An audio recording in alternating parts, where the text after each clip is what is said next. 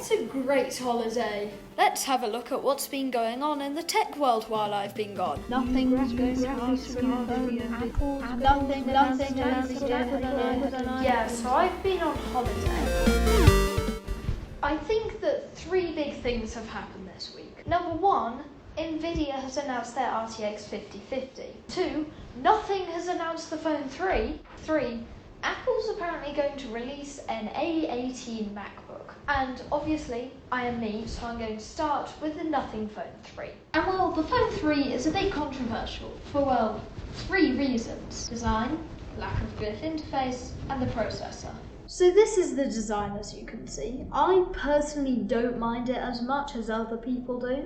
In Mr. Who's the Boss's review, he complained that this camera isn't in line with this camera, but it is so closely, which is obviously slightly different to the Nothing Phone 3a Pro's design, with this camera largely being in line with this one, and this one being in line with this one, and this camera being on like the same track as the Flash. However, I don't think it matters too much, but to be honest, I think we could have stuck with the Phone 3a Pro's design and figure out somewhere to put the glyph matrix, because obviously this is the best phone design known to man. Number 2 is the lack of the glyph lighting system. As you can see, this is the Nothing Phone 2 and this is the Phone 3. All of these lines around the cameras and around the central design, these are all individual LEDs that can light up to do different functions. And obviously they have been removed in favour for this, the glyph matrix, which, to be honest, it's a cool concept, but it can be done better. There are glyph notifications, which are like a more expansive version of the light patterns on all previous Nothing phones. And then there are also glyph toys,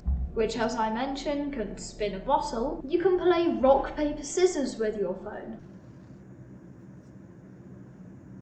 You can have it display countdowns or timers. You can have sand somewhere. Or you can have it display your camera so you can see if you're in frame if you want to take full quality selfies. This is all controlled by a glyph button on the back of the phone. You just hold it down and it'll cycle between the different functions. And then third is the processor inside. It is a Snapdragon 8s Gen 4, which compared to other phones at this price point, it's the weakest. The S is obviously the slightly toned down version for Snapdragon, which means that the 8 Elite, found in maybe Samsung's flagships or most other Android flagships at this price would have, it's not that good. Apple obviously has the Apple A18 chip, and Google has the Tensor G4. So let's compare the 8s Gen 4 to the Apple A18 Pro. Keep in mind, the A18 Pro is only available in phones that are at least £200 more. So, as you can see, the 8s Gen 4 is slightly beaten by the A18 Pro. However, also remember that there is a price difference. So if you're looking for pure performance, then maybe this isn't the phone for you. So let's talk about Nvidia's RTX 5050. So this is the RTX 5050. These are the specs if you would like them. And the first thing that I noticed is that it has 8GB of GDDR6, which, yes, it was only released a year ago. For instance, all other 50 series cards have had GDDR7. So I can't imagine that this card will be good for games that use DLSS 4. And for those of you who want to know the price, I only have it in pounds here, but here you go. So yeah, if I were you, I wouldn't get the RTX 5050, especially since they haven't allowed anyone to do reviews yet. And then the third thing is it looks like Apple's going to release a MacBook with an A18 chip. Hello there, it's me while editing this. First of all, I'd like to say 2 things. First of all, I'd like to apologise for the terrible audio quality in this video.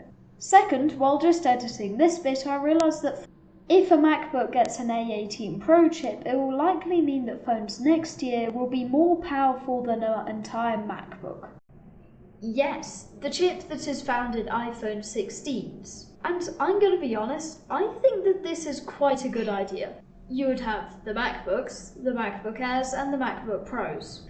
But the M-series chips have become so powerful, yet a bit too expensive for most people. So it looks like you have a $1,000 MacBook Air, a cheaper alternative with a slightly worse chip, but then still the same one in our A18 chip, and then obviously you'll have the more expensive MacBook Pro. And that is the end of this video. If you did enjoy it, I'd greatly appreciate it if you could subscribe, and if you have any constructive criticism, feel free to leave a comment below. But I'd also like to take a bit of time to highlight what I've been doing over the past week. So time for the Mini AVAG PC's review of the Apple Vision Pro. When I went to New York over the past week, I got to try out the Vision Pro for about an hour and a half in an Apple store. Yes, it did feel really cool, but there are 3 things that I'd say hold it back from being an actually good product.